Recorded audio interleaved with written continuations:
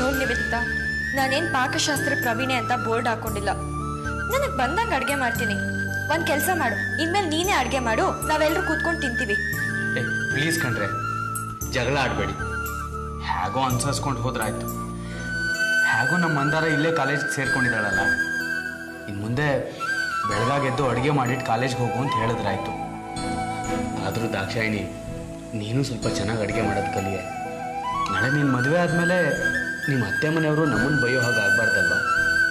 ಆಯ್ತಪ್ಪ, ಕಲ್ತ್ಕೋತೀನಿ.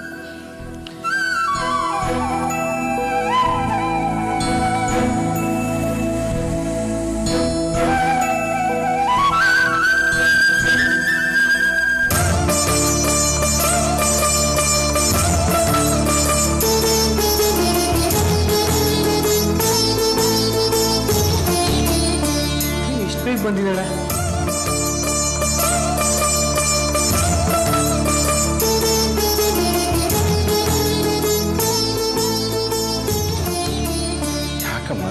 ಇಷ್ಟು ಬೇಗ ಬಂದ್ಬಿಟ್ಟಿದೆಯಾ? ಹೊಸ ಕಾಲೇಜಿಗೆ ಇವತ್ತಾನೇ ಹೋಗಿ ಸೇರ್ಕೊಂಡಿದ್ದೆ. ಆಮೇಲೆ ಸಾಯಂಕಾಲದವರೆಗೆ ಇರಬೇಕಿತ್ತಲ್ವ? ಹೇಗಿದೆ ಕಾಲೇಜು? ಕೋ ಎಜುಕೇಶನ್ ಇನ್ಸ್ಟಿಟ್ಯೂಟ್ ತಾನೆ? ಮಂದಾರ, ಪ್ರಿನ್ಸಿಪಲ್ ಒಳ್ಳೆಯವ್ರು ತಾನೆ? ಸುಸ್ತಾಗ್ತಾ ಇದೆಯಾ? ದಾಕ್ಷಾಯಿಣಿ, ಹೋಗಿ ಒಂದು ಲೋಟ ನಿಂಬೆ ಪಾನಕ ಮಾಡ್ಕೊಂಬ ಹೋಗಿ. ಬೇಡ ಕಣೆ, ಒಂದು ಗ್ಲಾಸ್ ನೀರು ತಗೊಂಡ. ಹೋದಾಗಿಂದ ಒಂದು ಕಡೆ ಕೂತ್ಕೊಳ್ಳೋಕ್ಕಾಗಲಿಲ್ಲ. ಅಲ್ದು ಸುಸ್ತಾಗೋಗಿದೆ. ಏನು ಅಲ್ದು ಸಾಕಾಗೋಯ್ತು ಅಂದ್ಯಾ? ಯಾಕೆ ಮಂದಾರ, ಕಾಲೇಜ್ ಹೋಗಿ ಡ್ಯೂಟಿ ರಿಪೋರ್ಟ್ ಮಾಡ್ಕೊಳ್ಳಿಲ್ವಾ? ಕಾಲೇಜಿಗೆ ಹೋದೆ. ಅವರು ಬಂದ ದಾರಿಗೆ ಸುಂಕ ಇಲ್ಲ, ವಾಪಸ್ ಹೋಗಿ ಅಂದ್ರು. ವಾಪಸ್ ಹೋಗಿ ಅಂದ್ರೆ ಅಲ್ಲ, ಯಾಕಮ್ಮ ವಾಪಸ್ ಹೋಗಿ ಅಂದ್ರು? ಎಲ್ಲ ಧರಂಪಾಲ್ ಕೃಪೆ. ನಾನು ಕಾಲೇಜ್ಗೆ ಹೋಗೋಷ್ಟೊತ್ತಿಗೆ ಆ ಸಂಗೀತಾ ಪಾಟೀಲ್ ಅನ್ನೋರು ಕಾಲೇಜ್ಗೆ ರಿಪೋರ್ಟ್ ಮಾಡ್ಕೊಂಡಿದ್ರು. ಧರಂಪಾಲ್ ಕಸಿನ್ ಮಗನ ಸಂಗೀತಾ ಪಾಟೀಲ್ ಮದುವೆ ಆಗ್ತಿದಾರಂತೆ. ಅದಕ್ಕೆ ಬೆಂಗಳೂರಿಗೆ ಅವರು ಪೋಸ್ಟಿಂಗ್ ಮಾಡಿಸ್ಕೊಂಡ್ರು. ಹಾಗಾದ್ರೆ ಕ್ಯಾನ್ಸಲ್ ಆಗಿರೋ ಆರ್ಡರ್ ಏನಾಯ್ತು? ಮತ್ತೆ ಹಳೆ ಕಾಪಿನೇ ಜಾರಿಗೆ ಬಂದಿದೆ. ಅದಕ್ಕೆ ನೀವು ಡೈರೆಕ್ಟ್ರೇಟ್ಗೆ ಹೋಗಿ ಆರ್ಡ್ರ್ ಕಾಪಿನ ಕಲೆಕ್ಟ್ ಮಾಡಿಕೊಂಡು ಬಾಲ್ಕಿಗೆ ಹೋಗಿ ರಿಪೋರ್ಟ್ ಮಾಡ್ಕೊಳ್ಳಿ ಅಂದರು. ನಾನು ಡೈರೆಕ್ಟ್ರೇಟ್ಗೆ ಹೋಗಿ ಟೇಬಲಿಂದ ಟೇಬಲ್ ಅಲ್ದು ಆರ್ಡ್ರ್ ಕಾಪಿ ತಗೊಂಡು ಬರೋಷ್ಟೊತ್ತಿಗೆ ಸಾಕಾಗೋಯ್ತು. ಹೌದಾ? ಹಾಗಾದ್ರೆ ಗೋವರ್ಧನ್ ಅಂಕಲ್ ಮಾತು ನಡೀಲಿಲ್ಲ ಅನ್ನು? ರಾಜ್ಯದ ರಾಜಕೀಯದಲ್ಲಿ ಭಾರಿ ಬದಲಾವಣೆ ಆಗಿದೆ. ಈಗ ನಮ್ಮ ಅಂಕಲನ್ನ ರಾಜ್ಯದ ರಾಜಕೀಯ ವ್ಯವಹಾರಗಳ ಮೇಲ್ವಿಚಾರಣೆಯಿಂದ ತೆಗೆದು ನೆರೆ ರಾಜ್ಯದ ರಾಜಕೀಯ ಜವಾಬ್ದಾರಿಯನ್ನು ಕೊಟ್ಟಿದ್ದಾರೆ. ಅದಕ್ಕೆ ಈ ಧರ್ಮಪಾಲ್ ಮೀಸೆ ತಿರುಗ್ತಾ ಇದ್ದಾರೆ. ಆ ಧರ್ಮಪಾಲ್ ನಮ್ಮ ಸಂಸಾರದ ಪಾಲ್ಗೆ ಶನಿ ಆಗ್ಬಿಟ್ಟಿದ್ದಾನೆ. ಹೂ ಕಣೆ. ಅದಕ್ಕೆ ಆ ಶನಿ ಕಾಟ ಕಳೆಯೋವರೆಗೂ ನಾವು ಅವನ ನೆರಳಿಂದ ದೂರ ಇರಬೇಕು. ನಾನು ಒಂದು ತೀರ್ಮಾನ ಮಾಡಿದ್ದೀನಿ, ಬಾಲ್ಕಿಗೆ ಹೋಗೋದು ಅಂತ. ನಾಳೆನೇ ಪ್ರಯಾಣ.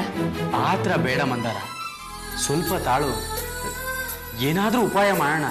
ಇಲ್ಲ ಗಗನ್, ಬಿರುಗಾಳಿ ಬಂದಾಗ ಎತ್ತರವಾಗಿ ಬೆಳೆದಿರೋ ಮರ ಕೂಡ ತಲೆ ತಗ್ಸುತ್ತಂತೆ.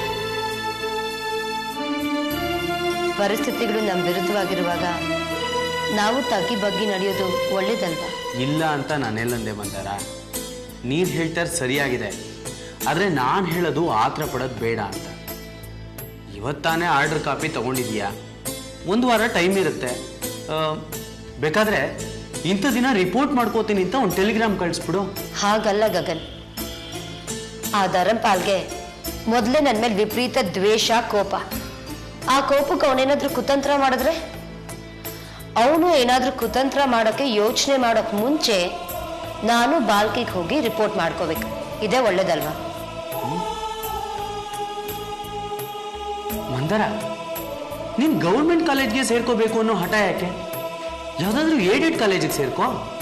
ಅಲ್ಲಿ ಗೌರ್ಮೆಂಟ್ ಕಾಲೇಜಲ್ಲಿ ಕೊಡೋ ಎಲ್ಲ ಫೆಸಿಲಿಟೀಸು, ಬೆನಿಫಿಟ್ಸ್ ಎಲ್ಲ ಕೊಡ್ತಾರೆ. ಜೊತೆಗೆ ಟ್ರಾನ್ಸ್ಫರ್ ಮಾಡ್ತಾರಪ್ಪ ಅನ್ನೋ ತೂಗತ್ತಿನೂ ಇರಲ್ಲ. ಇಲ್ಲ ಗಗನ್, ಮಂದಾರ ಹೇಳ್ತಿರೋದೇ ಸರಿ. ಈ ಏಡೆಡ್ ಕಾಲೇಜ್ ಅಂದರೆ ಅಲ್ಲೂ ಮ್ಯಾನೇಜ್ಮೆಂಟ್ನವರು ಇರ್ತಾರೆ, ಧರ್ಮಪಾಲ್ ಅಂತವರು ಇರ್ತಾರೆ. ಮತ್ತದೇ ಕತೆ. ಆದರೆ ಗೌರ್ಮೆಂಟ್ ಕಾಲೇಜ್ನಲ್ಲಿ ಹಾಗಲ್ಲ. ಮತ್ತೆ ಟ್ರಾನ್ಸ್ಫರ್. ಗಗನ್, ನಾವು ಯಾವ ಊರಿಗೆ ಹೋಗಿ ಸೇರ್ಕೋತೀವೋ ಆಮೇಲೆ ಅದುವೇ ನಮ್ಮೂರು. ಅಪ್ಪ, ಪಾಲಿಟಿಕ್ಸ್ ಅನ್ನೋದು ಎಲ್ಲ ಕಡೆನೂ ಇರುತ್ತೆ. ಈ ಪೊಲಿಟಿಷಿಯನ್ಸು ಯಾವ ಜಾಗದಲ್ಲೂ ಕಾಟ ಕೊಡದೆ ಬಿಡಲ್ಲ. ಬಾಲ್ಕಿಲಿ ಸದ್ಯಕ್ಕೆ ಆ ತೊಂದರೆ ಇಲ್ಲ. ಯಾಕೆಂದ್ರೆ ಧರಂಪಾಲ್ ಪಕ್ಷಕ್ಕೆ ಅಲ್ಲಿ ಯಾರೂ ಸೊಪ್ಪು ಹಾಕಲ್ಲ. ಅವನೇನಾದ್ರೂ ಅಲ್ಲಿಗೆ ಬಂದ್ರೆ ಸೊಂಟ ಮುರಿತಾರೆ. ಹಾಗಂತ ನಮ್ಮನ್ನೆಲ್ಲ ಬಿಟ್ಟು ನೀನು ಒಬ್ಳೇ ಹೋಗಲ್ರಿತ್ಯಾ? ಪುಟ್ಟ, ನೀನು ಸ್ವಲ್ಪ ಸುಮ್ಮನಿರು. ನಿನಗಿದೆಲ್ಲ ಅರ್ಥ ಆಗಲ್ಲ. ಮಂದಾರ ಬಾಲ್ಕಿಗೆ ಹೋಗ್ತಾಳೆ ಅಷ್ಟೇ. ನಾನು ಅವಳ ಜೊತೆ ಹೋಗಿ ಬಾಲ್ಕಿಯಲ್ಲಿ ಇರ್ತೀನಿ. ನೀವೆಲ್ಲರೂ ಗಗನ್ ಜೊತೆ ಇರಿ. ಇನ್ನು ಇದರ ಬಗ್ಗೆ ಚರ್ಚೆ ಬೇಡ.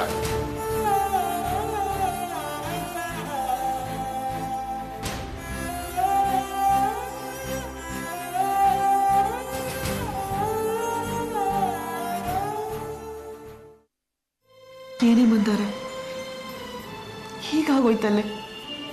ಅಮ್ಮ ಹೋದ್ರು. ಅಮ್ಮನ ಜಾಗದಲ್ಲಿ ನೀನು ಇರ್ತೀಯ ಅಂದ್ರೆ ನೀನು ನಮ್ಮಿಂದ ದೂರ ಹೋಗ್ತಾ ಇದೆಯಲ್ಲೇ. ಹುಚ್ಚಿ, ಯಾರಿಗೂ ಶಾಶ್ವತ ಅಲ್ಲ ಕಣೆ.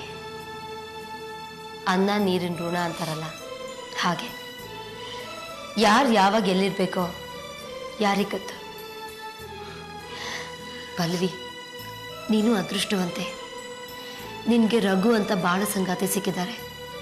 ಇನ್ನೊಂದೆರಡು ದಿವಸ ಅಷ್ಟೇ ಕಣೆ, ಆಮೇಲೆ ನೀ ನಮ್ಮನ್ನೆಲ್ಲ ಮರ್ತೇ ಬಿಡ್ತೀಯ. ಮಂದಾರ, ಹಾಗೆಲ್ಲ ಮಾತಾಡ್ಬೇಡ ಕಣೆ. ರಘು ನೀ ನನಗೆ ಕೊಟ್ಟು ಭಿಕ್ಷೆ ಅಲ್ವೇನೆ. ಪಲ್ಲವಿ, ಇದೆಲ್ಲ ಮಾತಾಡಬಾರ್ದು. ಸಮಾಧಾನ ಮಾಡ್ಕೊ.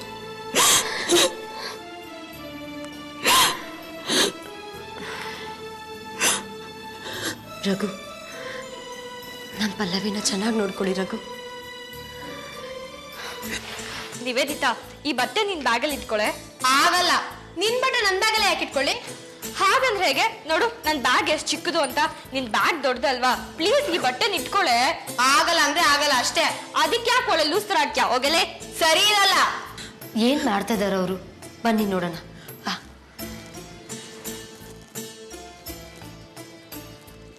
ನೀನ್ ಇಟ್ಕೊಳ್ದೆ ಹೋದ್ರೆ ಕತ್ತೆ ಬಾಲ ಕುದುರೆ ಜುಟ್ಟು. ಸಾಕು ನಿಮ್ಮ ಗದ್ದಲ. ತಗೊಳಮ್ಮ, ಕೊಡಿ. ಇದನ್ನೆಲ್ಲ ಇಟ್ಟುಬಿಡು. ಈಗ ನಾನು ಹೇಳೋದನ್ನ ಸರಿಯಾಗಿ ಕೇಳಿಸ್ಕೋಬೇಕು. ಈಗ ನಾನು ಮತ್ತೆ ಮಂದಾರ ಬಾಲ್ಕಿಗೆ ಹೋಗ್ತೀವಿ. ನೀವಿಬ್ರು ಗಗನ್ ಜೊತೆ ಇರ್ಬೇಕು. ಅದೆಲ್ಲ ಆಗಲ್ಲಪ್ಪ, ನಾವು ಬರ್ತೀವಿ. ಅಲ್ಲಪ್ಪ, ನೀವಿಬ್ರೇ ಇಲ್ಲಿ ಇಲ್ದೇ ಇದ್ಮೇಲೆ ನಾವಿಲ್ಲಿದ್ದೇನ್ ಪ್ರಯೋಜನ? ಯಾಕಮ್ಮ, ಗಗನ್ ನಿಮ್ ಜೊತೆ ಇರಲ್ವಾ?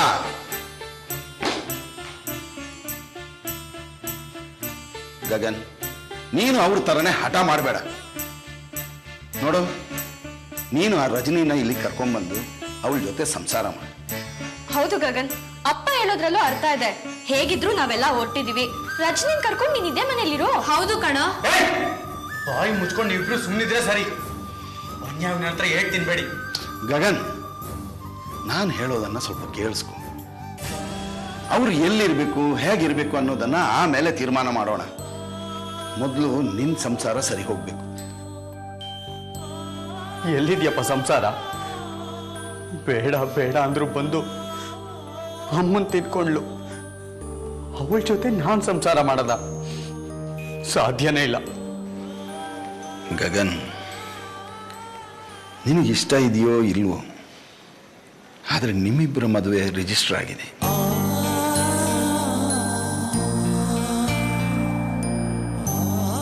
ಮದುವೆ ಆದ 7 ವರ್ಷಗಳವರೆಗೆ ಹೆಣ್ಣಾದವಳಿಗೆ ಏನೇ ಕಿರುಕುಳ ಕೊಟ್ಟರು ಗಂಡಸಾದವನು ಸಹಿಸಿಕೊಳ್ಳಲೇಬೇಕು.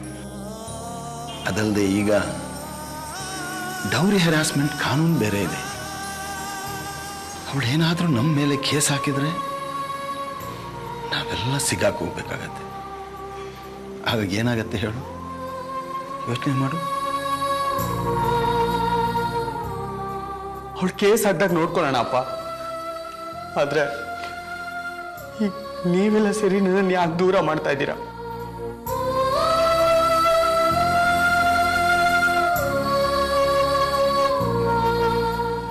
ನಾನು ಯಾವ ತಪ್ಪು ಮಾಡಿದೀನಿ ಅಂತ ನನಗೆ ಶಿಕ್ಷೆ ಅಪ್ಪ. ನಾನು ಹೋಗಿ ಅವಳನ್ನ ಕಾಲು ಹಿಡಿದು ಕರ್ಕೊಂಡ್ಬರ್ಬೇಕು, ಅವಳ ಜೊತೆ ಸಂಸಾರ ಮಾಡಬೇಕು. ನೀವೆಲ್ಲ ನನ್ನನ್ನು ಬಿಟ್ಟು ದೂರ ಹೋಗ್ಬೇಕು, ನಾನು ಒಂಟಿ ಆಗಿರ್ಬೇಕು.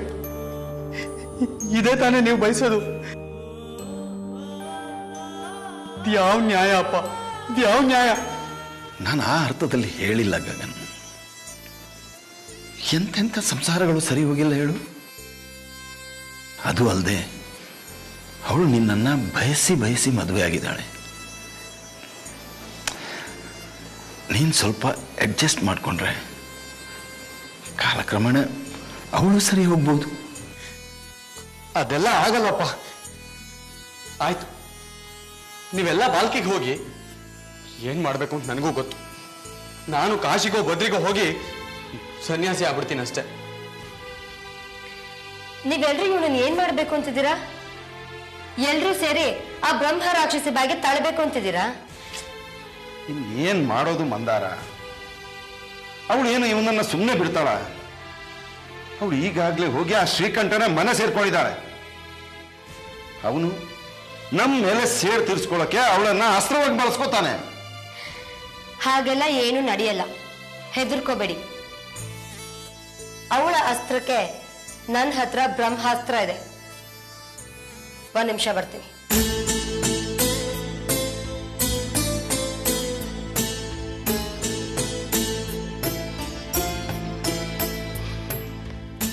ಇಲ್ಲಿದೆ ಬ್ರಹ್ಮಾಸ್ತ್ರ. ಆ ರಜನಿ ತನ್ನ ಕೈಯಾರೆ ಡೈವರ್ಸ್ ಕನ್ಸರ್ನ್ಗೆ ಸೈನ್ ಹಾಕಿದಾಳೆ. ಸಾಕ್ಷಿಯಾಗಿ ಅವ್ರ ತಂದೆನೂ ಸಹಿ ಹಾಕಿದ್ದಾರೆ. ಇದನ್ನ ಈ ರೀತಿ ಬಳಸ್ಕೊಳ್ಳೋ ಸನ್ನಿವೇಶ ಬರುತ್ತೆ ಅಂತ ನಾನು ಅನ್ಕೊಂಡಿರ್ಲಿಲ್ಲ. ಛೇ, ಆ ರಜನಿ ತನ್ನ ಕಾಲ ಮೇಲೆ ತಾನೇ ಕಲ್ಲು ಹಾಕೊಂಡ್ಳು ನೋಡು.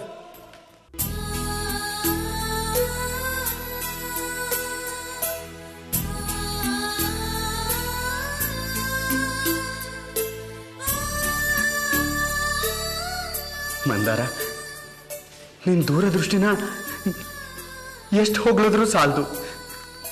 ಯಮಪಾಶದಿಂದ ನನ್ನನ್ನು ಬಿಡಿಸಿದ ತಾಯಿ ನೀನು. ತುಂಬಾ ಥ್ಯಾಂಕ್ಸ್ ಅಪ್ಪ. ನಾವಿನ್ ಯಾರಿಗೂ ಯಾವುದಕ್ಕೂ ಹೆದರ್ಕೋಬೇಕಾಗಿಲ್ಲ ಅಪ್ಪ. ನಾವೆಲ್ಲರೂ ಬಾಲ್ಕಿಗೆ ಹೊರಟೋಗೋಣ. ನಮಗೂ ಈ ಊರಿಗೂ ಋಣ ತೀರೋಯ್ತು ಅಂತ ಅನ್ಕೊಳ್ಳಿ.